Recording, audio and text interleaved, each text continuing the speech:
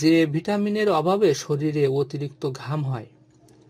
গরমে কিংবা শরীর চর্চার সময়ে ঘাম হওয়া খুব স্বাভাবিক একটি বিষয়, কিন্তু সবার ঘাম একরকম হয় না।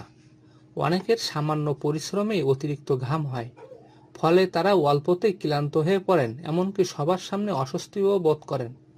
ঘামের সমস্যার সমাধানে নানা উপায় অবলম্বন করলেও অনেক সময় সমাধান মেলে না।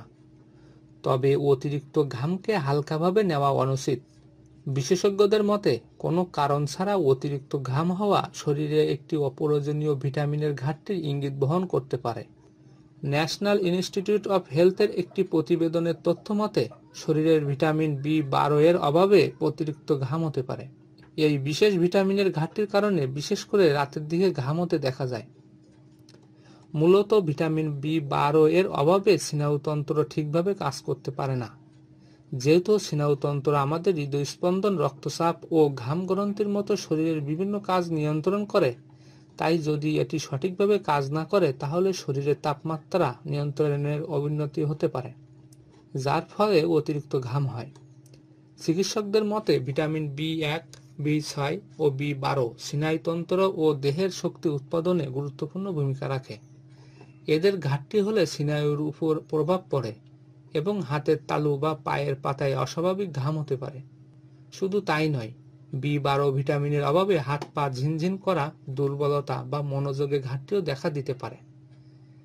এছাড়া ভিটামিন বি12 এর অভাব শরীরে লোহিত রক্তকণিকা কমিয়ে দেয়, যার রক্তশূন্যতার মতো সমস্যাও তৈরি হতে পারে। রক্ত স্বল্পতা হলে শরীর অক্সিজেন সরবরাহের জন্য আরও বেশি পরিশ্রম করে এবং এই প্রক্রিয়ায় শরীর ঘামের মাধ্যমে প্রতিক্রিয়া দেখায়। এমন পরিস্থিতিতে যদি হঠাৎ করে বেশি ঘাম শুরু হয়, বিশেষ করে রাতে, তাহলে অবশ্যই ভিটামিন বি12 পরীক্ষা করে নেওয়া উচিত।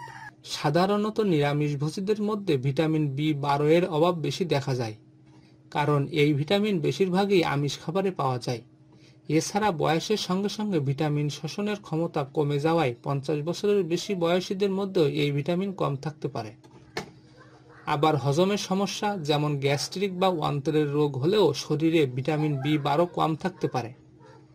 যারা দীর্ঘদিন ধরে অ্যাসিড বিরোধী বা শর্করা নিয়ন্ত্রণে ওষুধ খাচ্ছেন, তাদের শরীরে ভিটামিন বি12 সঠিকভাবে তৈরি হয় না। এছাড়া গবেষণায় দেখা গেছে ভিটামিন ডি এর ঘাটতি থাকলে মাথা বা কপালে অস্বাভাবিক ঘাম হতে পারে। ম্যাগনেসিয়ামের অভাবে ঘাম বাড়ে। শরীরের তাপমাত্রা নিয়ন্ত্রণে ম্যাগনেসিয়াম অপরিহার্য।